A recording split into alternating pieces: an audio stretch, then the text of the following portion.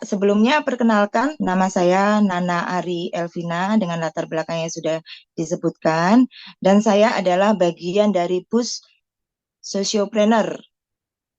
Saya aturkan terima kasih kepada komunitas Univision yang sudah memberikan kesempatan kepada kami untuk sharing tentang AZ Force pada malam hari ini. Sebenarnya apa sih sociopreneur? Nah, kalau boleh sedikit sharing di sini, kita semua tahu bahwa itu adalah dua kata yang berbeda. Yang satu diambil dari lembaga sosial, kemudian entrepreneur adalah orientasi bisnis. Berarti sociopreneur adalah seorang yang menjalankan bisnis dengan tujuan membantu kehidupan sosial masyarakat dan memiliki visi dan misi untuk memberikan dampak positif bagi dirinya dan masyarakat banyak.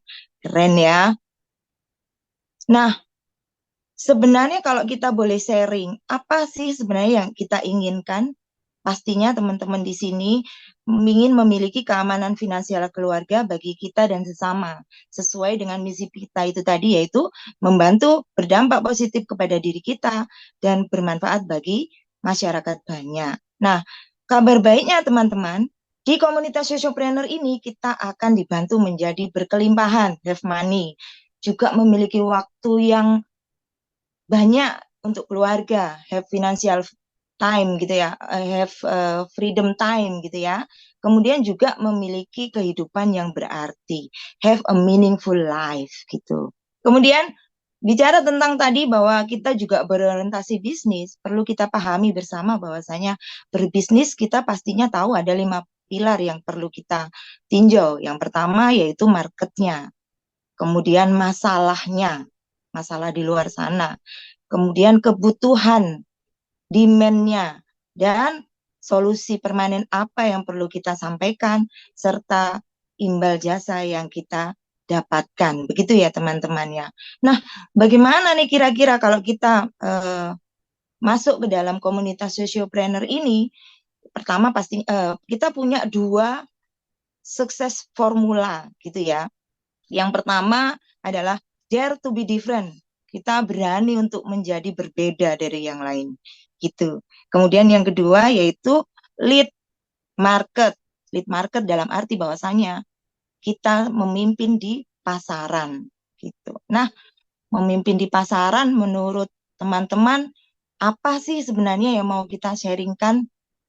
Teman-teman, jujur kita ini ingin memungkinkan mimpi dari Pak Presiden kita Jokowi, yaitu menjadikan Indonesia pusat ekonomi syariah. Berarti yang kita garap marketnya adalah market ekonomi syariah ya. Nah, kira-kira market ekonomi syariah yang dimaksud itu apa?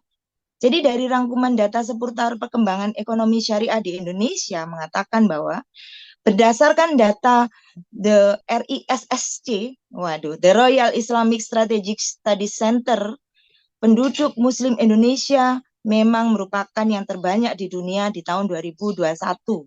Jumlahnya tercatat sekitar 231,06 juta orang pada tahun itu. Nah, itu juga didukung oleh keputusan Kementerian Ekonomi Koordinator Bidang Perekonomian Republik Indonesia yang menyatakan bahwa potensi besar ekonomi berbasis syariah ada di Indonesia. Dijelaskan pula di sana bahwa jumlah penduduk Muslim di Indonesia adalah 87,2% dari populasi. Dan jumlah ini Indonesia memiliki potensi yang sangat besar untuk mengembangkan sektor keuangan dan ekonomi syariah yang dapat memberikan kontribusi dalam mencapai target keuangan inklusif termasuk pengembangan keuangan syariah. Poinnya, saat ini Indonesia telah naik ke peringkat 4 dari peringkat 5 dalam hal pengembangan keuangan syariah setelah Malaysia, Saudi Arabia, Uni Emirat Arab. Sementara aset keuangan syariah di Indonesia menempati peringkat 7 dunia dengan total aset sebesar 99 miliar US dollar. Nah, berarti kalau kita bicara tentang lead market, kita maunya lead market yang di keuangan syariah. Begitu ya teman-temannya.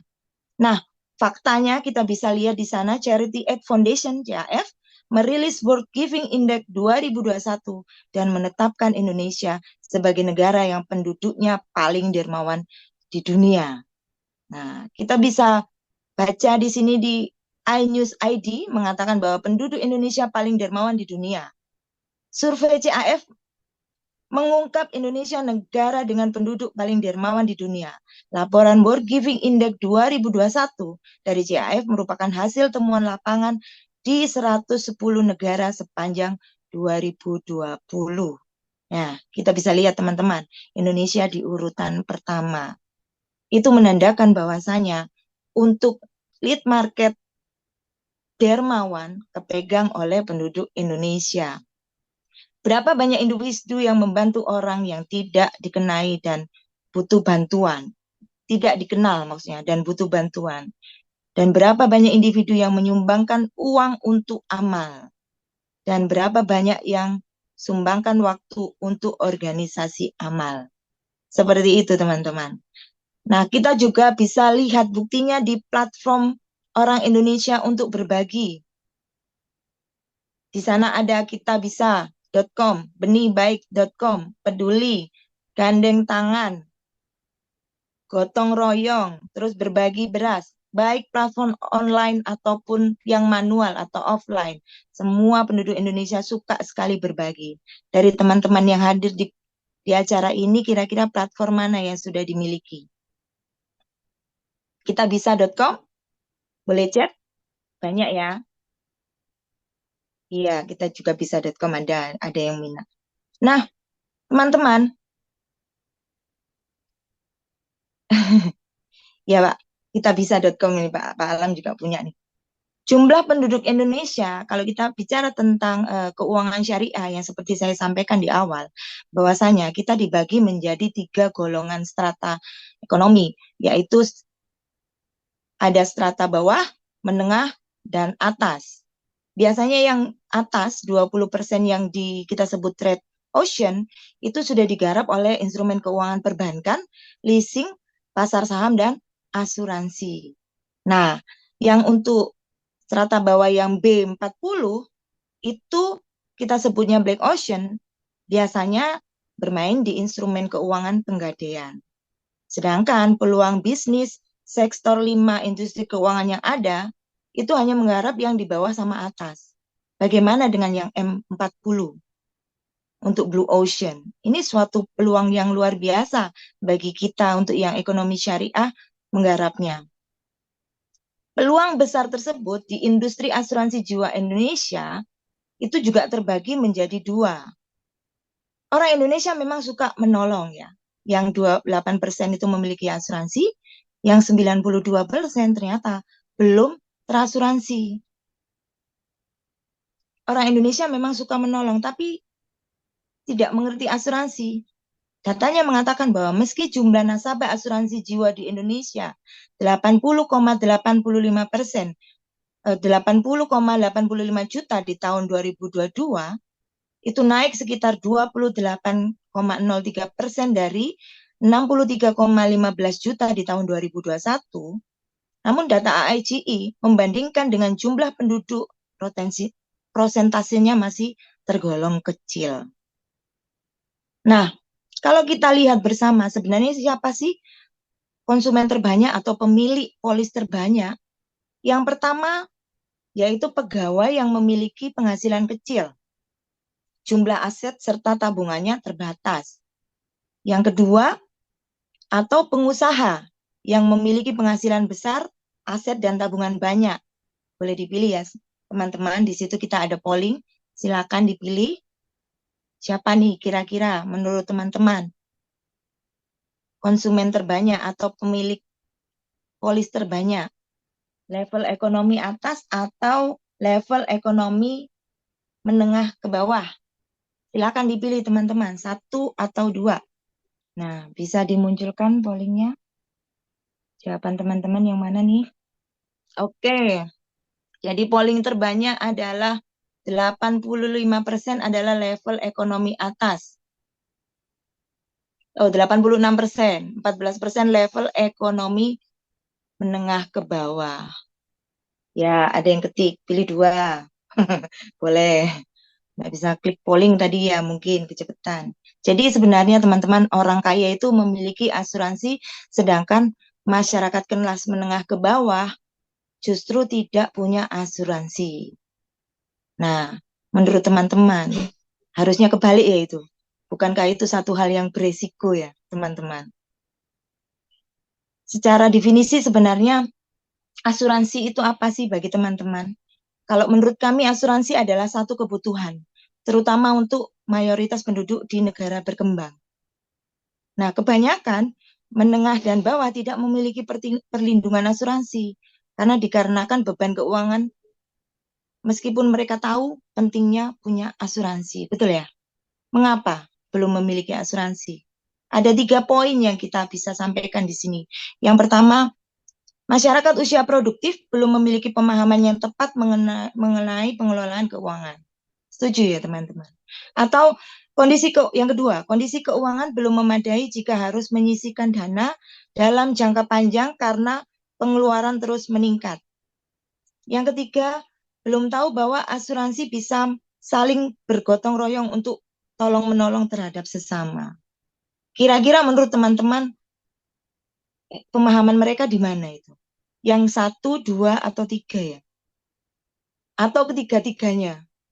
Bahwa memang ada kondisi keuangan yang kurang memadai walaupun mereka tahu pentingnya asuransi. Atau belum tahu bahwa asuransi itu tolong-menolong. Seperti itu ya teman-teman. Nah, kita sebelum paham tentang ketiganya. Oh ya, Mbak Yuli. Ternyata ada yang tidak paham ketiganya.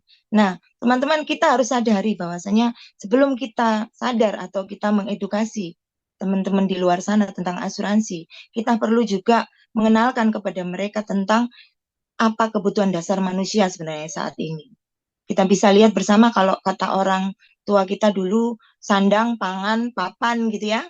Terus sekarang ketambahan transportasi karena kita butuh bensin untuk transportasi. Namun ternyata untuk orang-orang modern justru mereka lebih banyak menginginkan yaitu yang A, B, C, D, yang yaitu uang. Kenapa? Karena bagaimana jika tidak ada uang? Bagaimana dengan kebutuhan sandang? Tidak ada uang. Terus pangan, kalau nggak ada uang bagaimana? Demikian pula papan dan transportasi. Berarti uang adalah kebutuhan dasar manusia modern. Setuju ya teman-teman ya? Yang kadang-kadang cukup, kadang-kadang tidak ya uangnya. Kita boleh flashback ya teman-teman kalau kita bicara tentang uang. Lebih dari 80% kehidupan masyarakat bicara tentang kenaikan penghasilan sama VS inflasi atau biaya hidup. Mana yang terus naik? Teman-teman boleh di pooling ya. Mana nih? Ada yang pegawai seperti saya atau pengusaha, kira-kira mana yang banyak naik nih? Penghasilan atau biaya hidup? Coba di polling teman-teman. Sudah kelihatan? Kalau saya naiknya 4 tahun sekali ya teman-teman, gajinya. Curhat. Bagaimana dengan teman-teman di luar sana? Naiknya tiap tahun kah? Atau justru inflasi biaya hidupnya yang tiap tahun naik? Nah, sudah dipilih pollingnya, hasilnya? Kita klik ya teman-teman ya. Oke, biaya hidup terus naik. Betul, Bu Silvi. Bisa lihat pollingnya. Teman-teman jawab yang mana nih kira-kira? Oh, yes. 100% inflasi dan biaya hidup cenderung meningkat. Setuju, teman-teman. Nah, kira-kira menurut teman-teman, penghasilan saja tidak naik, pusing. Apalagi kalau sampai dipaksa stop ya, teman-teman ya. Pertanyaannya, bisakah kita menjalani kehidupan tanpa penghasilan? Sulit ya, teman-teman. Nah, kita bisa lihat nih dari fakta kehidupan saat ini. Income itu semua penghasilan yang masuk pastinya dikeluarkan untuk bisnis, biaya hidup, cicilan, mungkin untuk orang tua yang masih orang tuanya ikut dengan putranya gitu ya, atau liburan, belanja, atau sisihkan dana darurat untuk pendidikan anak, rumah tangga, dan juga medical ya. Tapi kalau ternyata penghasilan dipaksa stop, nah di situ ada dipaksa stop nih. Apa sih yang membuat penghasilan itu stop? PHK, pensiun, atau SK camat. Nah, apa nih SK camat? SK camat ini bahaya nih. Apalagi SK presiden ya. SK camat itu adalah sakit kritis, cacat, dan meninggal. Gitu ya. Nah, kita bisa lihat bersama bahwasanya kalau memang teman-teman pernah lihat nih, saudara atau tetangga atau kerabat yang kena salah satunya, yaitu mungkin sebut aja sakit kritis. Kalau saya setiap hari lihat ya teman-teman, karena memang saya dinasnya di rumah sakit. Kira-kira kalau kita mau empati, kebal nggak sih kita dari SK camat tersebut? Pasti kena nggak salah satunya? Atau bisa pilih, jangan saya deh gitu. Atau kapan kenanya ya Tuhan, kalau bisa 10 tahun lagi lah, waktu usia saya sekitar 60 atau 70 tahun, bisa nggak teman-teman milih gitu? Nah, keluarnya apa kira-kira untuk sembuh? Uang ya teman-teman. Pertanyaannya, kalau memang itu terjadi, kita tidak minta ya amit-amit, tapi kalau itu terjadi, biaya untuk menyelesaikannya itu pakai apa? Tapri atau Tapro? Saya punya BPJS, Bu Nana. Oke, bagus. Itu kan hanya di dalam rumah sakit ya, teman-teman ya. Tapi kalau cicilan dan lain sebagainya itu siapa yang nanggung kan gitu ya. Kalau memang tanggung pribadi, itu kita ada pilih Tapri atau Tapro. Tanggung pribadi atau tanggung bersama secara gotong royong. Kira-kira teman-teman pilih yang mana nih? Kalau boleh Anda polling, boleh polling deh. Pilih Tapri atau Tapro atau ketik. Gotong royong, Mbak Wisya, betul sekali. Mbak Yuli bilang Tapro. Setuju ya teman-teman. Mbak Retno Tapro. Oke. Oke. Kita lihat buktinya ya teman-teman. Tapro dan West Band aman bareng. Gitu ya. Setuju Pak Imam, Pak Ustadz. Kita lihat faktanya ya teman-teman, karena kebetulan ini juga berdasarkan data dari WHO tahun 2018. 70% penduduk Indonesia menderita penyakit kritis sebelum meninggal dunia. Artinya adalah 4 dari 5 orang di sekitar Anda terancam mengalami sakit kritis sebelum meninggal dunia.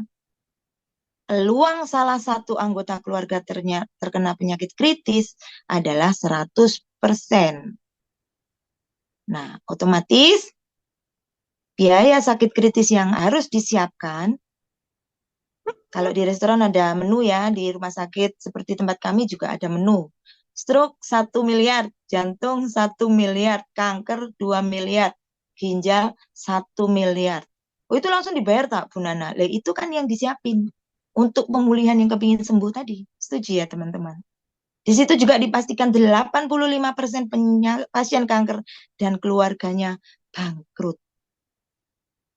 Nah, kalau berita-berita kayak gini diviralkan oleh media, sampai ikut pusing enggak sih teman-teman? Kita ikut pusing ya, semua pusing ya. Pusing tentang apanya? Tentang biayanya. Setuju ya teman-teman? Pertanyaannya sekarang untuk teman-teman. Kita kalau di dompet biasa, kalau kalau saya generasi X sukanya menyimpan foto seseorang yang disayang dalam dompet ya. Tapi kalau teman-teman sekarang yang generasi Y, milenial, Z itu mungkin nyimpannya di HP gitu ya. Siapa sih menurut teman-teman orang yang kita sayangi? Pertanyaannya berapa lama mau sayang? Nah, boleh dicek. Anak, oke. Berapa lama sayang anaknya?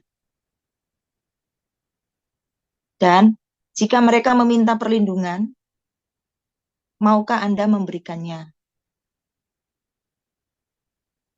Seusia anak, Mbak. Oke, baik, Mbak Tasmina. Betul sekali. Nah, jaminan apa yang kita berikan kepada orang yang kita kasih? Pertanyaannya selanjutnya. Ketika kita ini hanyalah satu-satunya milik keluarga kita, otomatis yang kita butuhkan adalah jaringan keamanan finansial, yaitu perlindungan terbaik untuk mereka. Setuju ya, teman-teman? Iya, betul, Mbak Tasmina, finansial. Gimana caranya? Bisa bayangkan enggak, teman-teman, apa yang terjadi pada sebuah keluarga apabila kepala rumah tangga mengalami hal yang seperti di bawah ini? Sedikit boleh sharing ya, teman-teman. Ayah mertua saya itu pensiunan PNS, setelah pensiun beliau harus terkena kanker. Kanker metastase dari operasi prostat beliau sampai ke paru-paru. Beliau tulang punggung keluarga waktu itu, walaupun memiliki anak yang sudah besar-besar, belum tentu anaknya bisa andil besar dalam pembiayaan kesehatan orang tua ya. Saya mengalami sendiri dan kita memang kondisi yang sangat memprihatinkan waktu itu. Hanya untuk sekedar CT scan saja waktu itu zamannya Askes ya, tidak mengcover. Jadi kita yang anak-anak yang patungan untuk beliaunya MRI itu CT scan. Dan waktu itu CT scan lumayan besar ya, karena kan alat baru. Bicara tentang teknologi baru, alat baru pasti harganya mahal. Bagaimana jika ada teman, saudara, atau keluarga yang mengalami musibah seperti video di bawah ini? Mari kita ikuti sama-sama teman-teman.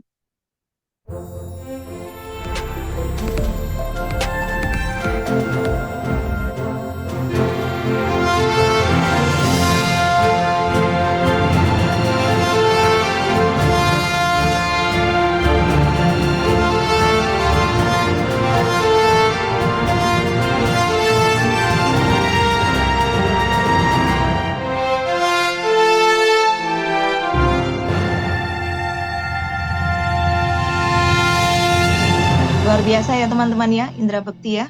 Mungkin boleh dikasih lope-lope untuk Indra Bekti. Setelah musibah yang terjadi pada beliau, beliau masih semangat ingin membantu banyak orang gitu loh.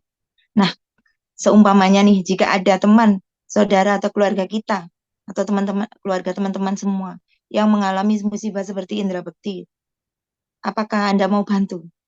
Bagaimana cara bantunya? Kalau punya saudara seperti, teman seperti Raffi Ahmad gitu ya, seneng ya, langsung bantunya 300 juta gitu ya. Kita punya enggak teman-teman? Seperti itu. Nah, kita kutip sebentar suatu kata-kata peribahasa yang luar biasa di sana. Sebagai orang beriman, sepakatkah kita untuk memberikan iuran kontribusi agar dapat bergotong royong dan saling tolong-menolong untuk mengatasi kondisi darurat sebagai dana kebajikan? Nah, luar biasa ya. Kira-kira berapa ya kita kasih gitu? Bagaimana caranya? Dana kebajikan memberikan nilai manfaat sebesar 500 juta. Kira-kira bagaimana caranya? Nah, pertanyaannya teman-teman, janda dan anak yatim tuh. 500 juta buat janda dan anak-anak yang yatim itu penting nggak? Terus kalau ada ayah yang sakit kritis, 500 juta buat seorang ayah yang sakit kritis tuh penting banget nggak sih? Apalagi bagi seorang ayah yang cacat tetap. Cacat tetap ini 500 juta buat orang ayah tetap yang perlu bantuan gitu loh. Gaji 100 bulan.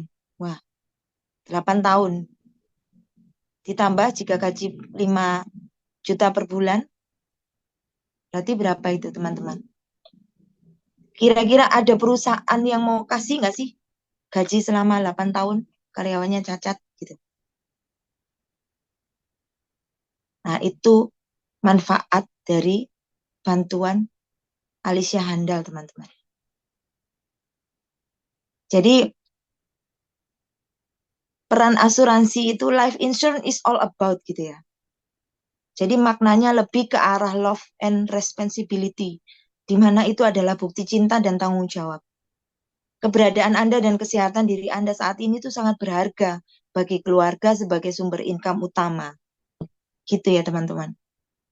Nah, solusinya bagaimana? Seperti yang sudah kita bahas sejak awal bahwasanya kita punya namanya AZ Force, sebuah platform sociopreneurship yaitu kewirausahaan sosial untuk Anda dan seluruh keluarga di Indonesia.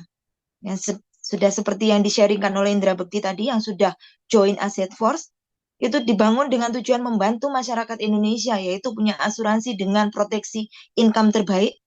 Yang kedua yaitu memberi sumber penghasilan baru dengan menjalankan sistem bisnisnya. Bedakan ya teman-teman, memberi sumber penghasilan baru dengan menambah penghasilan itu berbeda.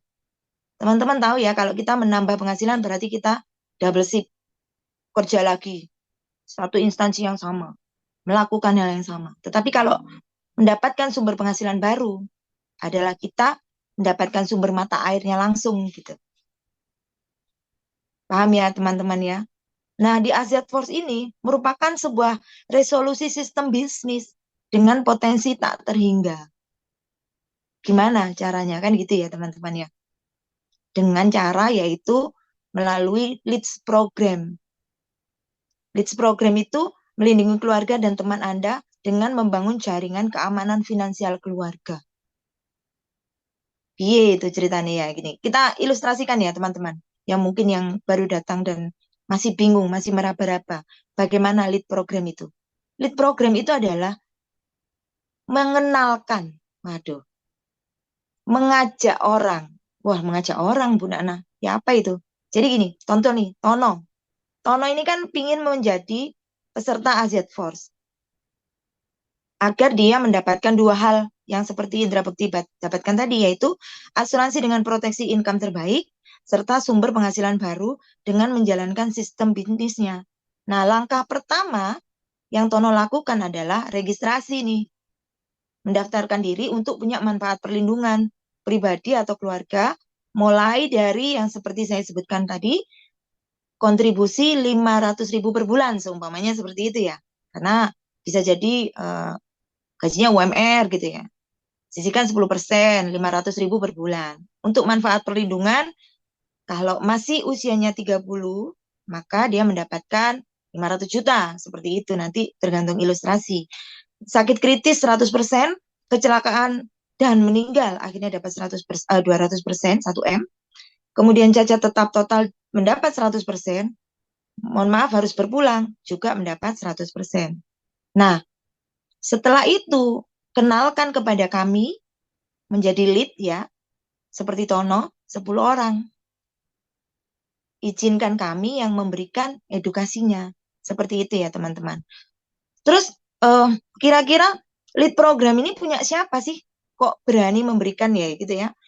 Bisa memberikan 500 juta seperti ilustrasi di awal. Kepada seorang yang terkena SK Camat salah satunya. Kami berpartner dengan Allianz. Boleh tepuk tangan dong teman-teman, emoticon. Allianz ini sudah ada di 6 benua dan 70 negara. Masuk ke Indonesia di tahun 1981 dibawa oleh Bapak almarhum B.J. Habibie ya, dikenalkan kepada kita dan sudah memiliki 86 juta nasabah di dunia. Ini data tahun 2018. Dan di Indonesia ada 7 juta nasabah. Seperti itu. Allianz juga merupakan perusahaan aset manajemen terbesar ya, tercatat di Forbes, memiliki saham terbesar di 3 klub sepak bola. Nah, bapak-bapak yang suka sepak bola, ternyata baru tahu ya kalau Bayern Munchen, Juventus, Barcelona itu ternyata milik Allianz gitu. Saya baru tahu, Pak, jujur. Nah, kemudian kami juga memiliki F1. Nah, teman-teman kalau Allianz maksudnya, itu kalau suka yang F1 itu ternyata juga milik Allianz dan juga memiliki Allianz Arena di 7 negara. Keren ya, punya lapangan segede itu. Berarti secara manajemen aset, Allianz itu sudah tidak tertandingi ya teman-teman ya. Nah, di sini kita melalui Sociopreneur ini mengajak teman-teman untuk menjadi miliarder yang sukses dimulai, sukses mulia ya, dimulai dengan membantu 10 orang. Kita bicara tentang marketing plan ya, imbal jasa ya, yang diberikan sebagai partisipan lead. Nah itu tadi seperti Tono, kita panggilnya participating lead, PL, PL. PL itu memiliki mendapatkan imbal jasa sebesar 5% di tahun pertama dan 5% di tahun kedua sampai dengan 5 generasi. Nah, nanti kalau teman-teman ingin tahu bagaimana menciptakan 5 generasi, bisa konsultasi dengan para pengundang. Di sini kami akan menjelaskan secara garis besarnya dulu. Contoh nih, ada 10 orang yang kita bantu. Mereka ikut Alicia Handal. Mereka kontribusinya 500.000. Berarti ada 5 juta totalnya ya. Berapa yang kita dapat? 5%, yaitu 250.000 atau 6 juta. 2 tahun itu ya, total 2 tahun. Dan kita mengajak lagi atau mengenalkan lagi kepada leader kita atau yang mengajak kita 10 orang. Jadi 10 yang tadi kita ajak, kita bantu, kita edukasi untuk juga mengenalkan 10 orang di bawahnya untuk memiliki proteksi yang sama, maka tercipta omset sebesar 50 juta. Berapa imbal jasa yang kita terima? 2,5 juta per bulan ya teman-teman. Kalau di total selama 2 tahun ada 60 juta. Demikian pula di generasi ketiga. Teman-teman jangan khawatir ya, nanti akan dibimbing langsung oleh yang mengundang. Jadi kita juga akan dapat bantuan coaching oleh mentor kita nantinya. Kemudian di generasi ketiga juga begitu, melakukan hal yang sama, total omsetnya ada 500 juta, maka kita mendapatkan 25 juta imbal jasa per bulan. Sampai totalnya 600 juta. Nah, di generasi kelima juga melakukan multiplikasi yang sama, total omset 5M, kita mendapatkan 250 juta per bulan atau 6 miliar total selama 2 tahun. Jadi total keseluruhan dari 5 generasi itu sebesar 277 juta atau 6,66 miliar total selama 2 tahun. Kira-kira kalau ada sumber income baru sebesar itu, ada yang berubah nggak kehidupan teman-teman? Banyak ya? Selesai nggak masalahnya? Selesai ya? Dan income tersebut teman-teman jangan khawatir. Di situ disebutkan legacy income. Maksudnya adalah income ini bisa diwariskan. Seperti itu. Seru ya teman-teman. Hanya mengenalkan 10 orang saja.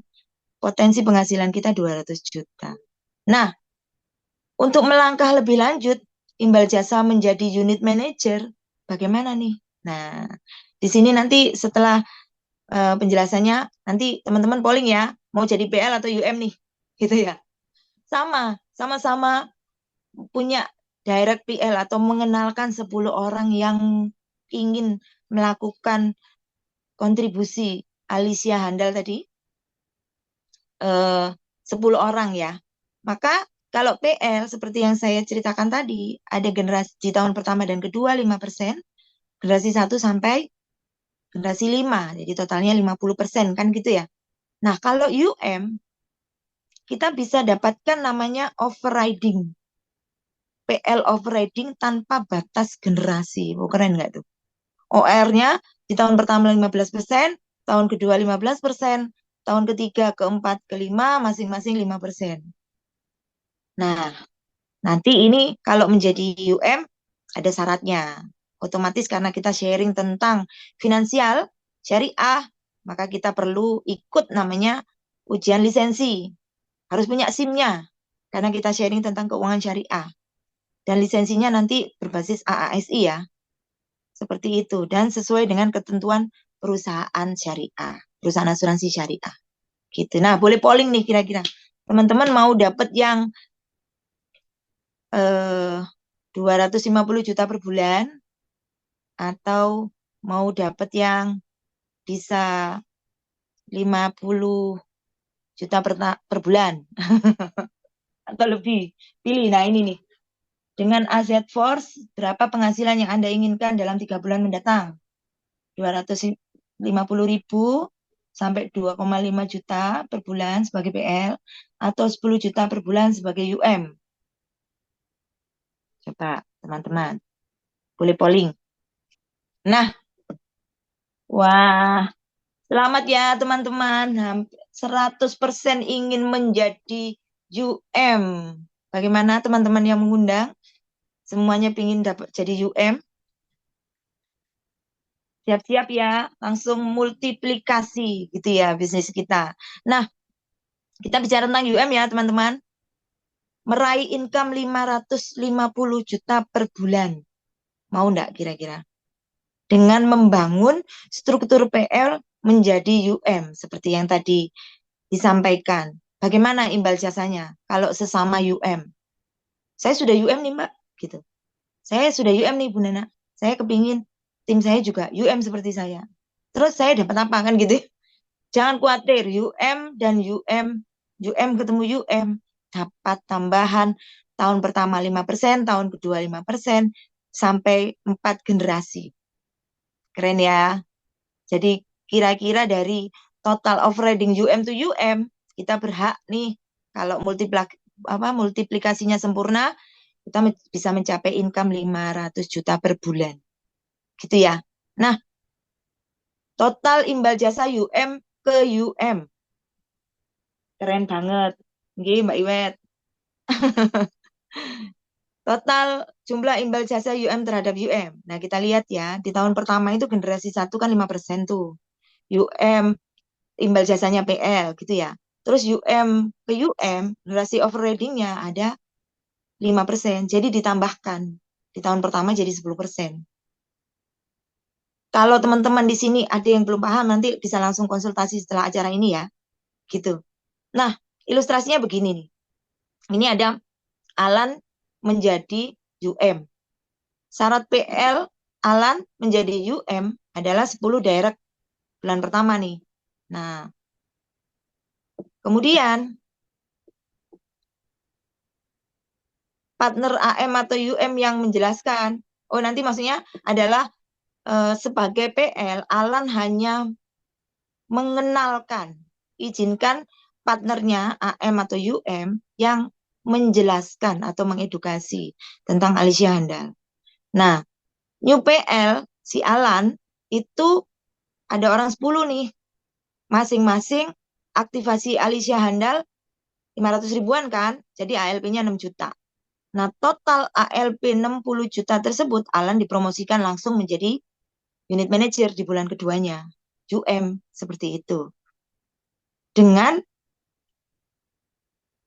income-nya sekitar 3 juta ya kalau nggak salah. Kita hitung bareng-bareng nanti. Nah, kemudian recruit to become unit manager atau menjadi UM. Ilustrasinya ada 10 directnya Alan tadi, ingin juga menjadi UM. Maka dari 10 case ALP 60 jutaan, kita ambil minimal ini ya, sama-sama 500 ribuan ya. Maka unit production Alan itu ada 600 juta.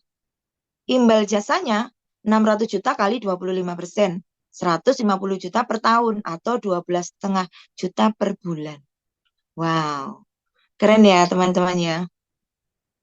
Balik lagi nih teman-teman, mau jadi PL aja atau UM kan gitu ya. Nah, recruit to become unit manager untuk ilustrasi income yang di generasi kedua yang sama-sama UM, kita bisa baca bareng di situ. Gen pertama 10 UM, minimal unit production 600 juta, maka total ada 6M. Di generasi 2 juga melakukan multiplikasi, unit productionnya 600 juta, ada 60M. Dikalikan 10%, maka UM Alan mempunyai income 6,6 miliar per tahun, atau kita bagi 12 bulan, maka dia mendapatkan 550 juta per bulan. Ini PL composition plus UMOR ya, teman-teman. Keren enggak kira-kira teman-teman? Sudah bisa bayangkan mau belanja apa aja ya kalau dapat 500 juta per bulan, teman-teman. Gitu ya, teman-teman. Jadi memang bisnis kita itu bertumbuh dari kepedulian sesama, teman-teman. Tidak hanya sukses yang diraih, tapi kita juga bisa mempunyai hidup yang lebih bermakna karena bermanfaat bagi orang lain. Bukankah itu yang kita syiarkan ya selama ini? Nah, jadi jangan khawatir teman-teman yang baru bergabung atau belum bergabung, mari bergabung dengan Boost Sociopreneur hari ini untuk membangun keamanan finansial keluarga kita dulu melalui AZ Force. Nah, kemudian kita melakukan H2O, Happily Helping Others. Jadi kita bantu orang biasa menjadi luar biasa. Kira-kira mau enggak teman-teman? Kita lihat dulu capaian orang-orang yang sudah berhasil ya teman-teman. Monggo silakan. MDRT.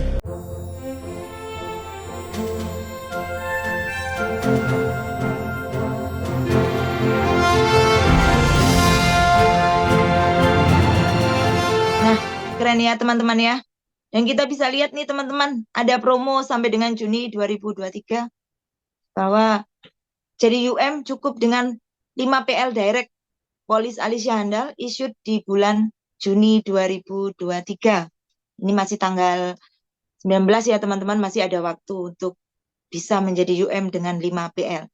Nah, yang kedua, Asset Force 1.0 masih berlaku sampai dengan Juni 2023. Imbal hasil atau imbal jasa PL generasi 1 masih 20% selama 2 tahun. Bonusnya 15%. Nah, keren ya teman-teman. Kita buka platformnya, gimana cara registrasi awal. Teman-teman boleh buka handphonenya di situ. Kalau memang dapat link dari yang mengundang atau mengajak, klik aja linknya di situ. Ada azforce.co.id. Nah, di situ di download ya teman-teman. Di situ Anda bisa melihat, kita bisa melihat manualnya, tutorialnya. Nah, dari aplikasi itu kita juga bisa melihat berapa sih teman-teman yang sudah kita bantu gitu ya. Dan berapa sih imbal jasa yang sudah didapat gitu. Jadi saya sampaikan selamat mencoba bergabung. Jangan lupa konsultasi setelah acara ini kepada para pengundangnya untuk segera mendaftarkan diri. Paling tidak registrasi terlebih dahulu melalui platform lead program yaitu AZ Force. Mungkin itu yang boleh saya sharingkan teman-teman. Apabila ada kesempatan nanti boleh teman-teman langsung bertanya kepada para pengundang. Lebih jelasnya, aku ingin nih membantu banyak orang gitu ya. Jadi singkat kata, mari kita sama-sama bermanfaat bagi banyak orang. Tidak hanya dunia yang kita dapat, juga akhirat berpahala. Demikian, terima kasih Pak Alam, terima kasih teman-teman semua. Salam 1 miliar.